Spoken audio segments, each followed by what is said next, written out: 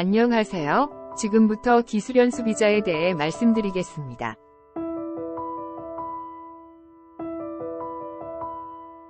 국내 기업 중에서 해외에 직접 투자한 기업체에서는 해외 현지법인의 생산직 직원을 초청하여 한국에 있는 회사에서 기술연수를 시킬 수 있습니다. 연수 허용 대상은 해당국 정부의 법령에 의해 합법적으로 설립되고 가동되어 3개월이 경과된 해외합작투자법인 또는 우리 기업의 해외 현지법인의 생산직 직원으로 그 나라에서 기술 습득이 불가능하거나 어려워 연수가 필요하다고 인정되는 외국인입니다. 해외합작투자법인 또는 우리 기업의 해외 현지법인은 외국환거래법 및 시행령의 규정에 따라 해외 직접 투자를 한 국내 산업체를 말합니다. 해외 직접 투자업체 여부는 은행의 허가 사실 여부 확인과 허가 등의 금액이 아니라 투자 금액, 즉 해외 현지법인의 송금한 금액을 기준으로 판단합니다. 해외에서 기술 습득이 불가능하거나 어려운 경우란 해외 기업에 해당 기술을 교육시킬 숙련공 또는 전문가가 없거나 부족한 경우, 또는 해외 기업에 해당 기술을 연수시킬 기계 또는 플랜트가 없거나 부족한 경우를 의미합니다. 입국 목적이 명확한 경우에는 생산 직원에 한정하지 않고 서비스 공급을 위한 기술 연수도 가능합니다. 예를 들면 해외 생산 공장은 부재하지만 현지 법인에서 국내 상품의 AS를 위한 기술 연수 등은 엄격히 심사하여 예외적으로 인정하고 있습니다.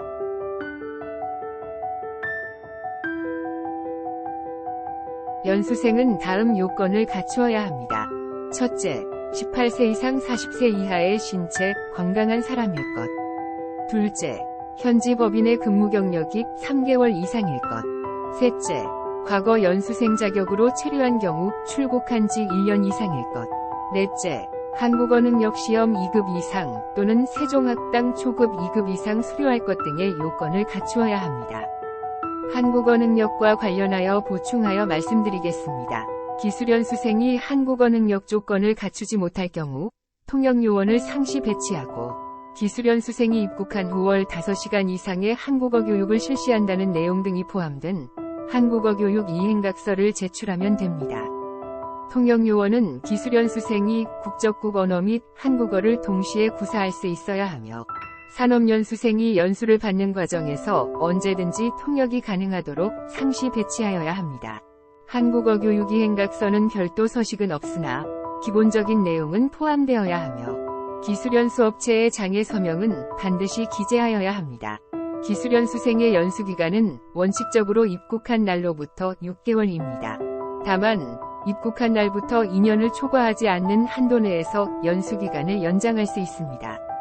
연수생에 대한 금전 지급과 관련해서 말씀드리겠습니다.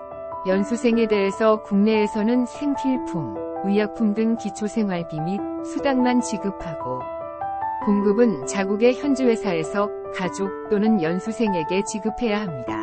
출입국 사무소에서는 기술연수 비자를 발급하기 위하여 다음 내용들을 중점적으로 심사합니다. 첫째, 연수 목적이 아닌 단순 인력으로서의 활용 여부. 둘째, 자체 연수시설과 적정한 숙박시설 구비 등 연수 환경. 셋째, 기술연수생의 한국어 능력, 기술기능 자격 소지 여부, 학력 등 개인적 조건. 넷째, 연수 신청 인원의 적정성. 다섯째, 국내 연수업체와 해외 현지법인의 업종이 동일한지 여부. 여섯째, 국내 연수업체와 해외 현지법인의 정상가동 여부.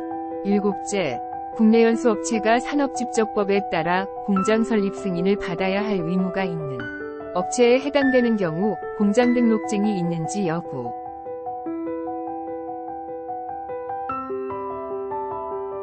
연수 허용 인원의 기준은 내국인 상시 근로자 총수의 8% 이내이며 최대 200명을 초과할 수 없습니다.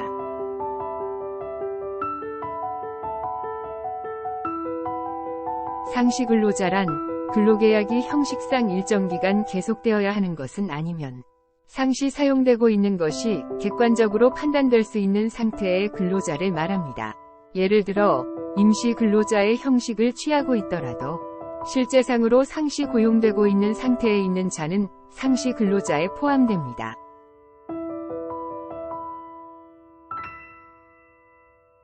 기술연수 업체가 소재지를 달리하는 여러 사업장을 가진 경우 연수 허용 인원은 연수 실시 사업장 단위별로 세부 기준을 적용하게 됩니다.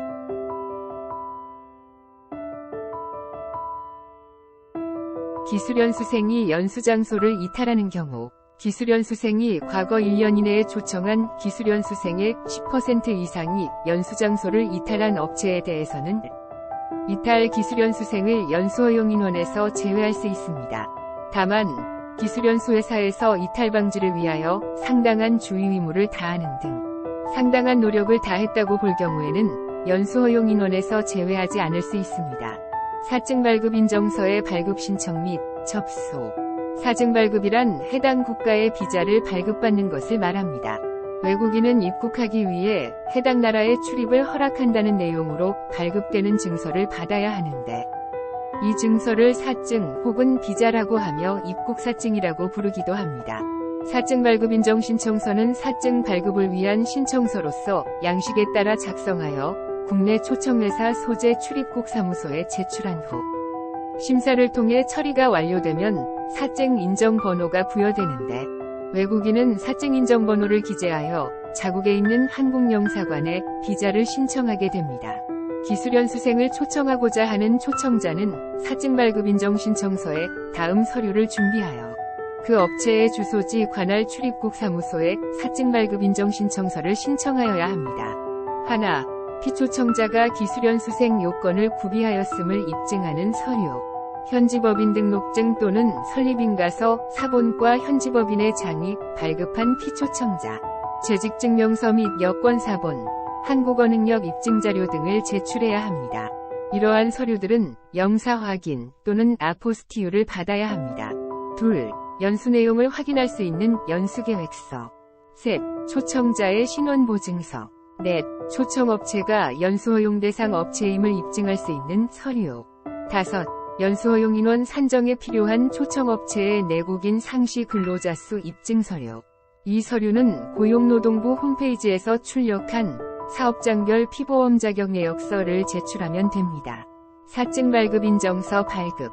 위와 같이 서류를 준비하여 사증 발급 인정 신청서를 제출하면 출입국 사무소에서는 기술연수생 초청의 필요성 및 타당성이 인정되는 때에는 체류기간 6개월 이내에 사증 발급 인정서를 발급하여 초청자에게 이를 교부하게 됩니다.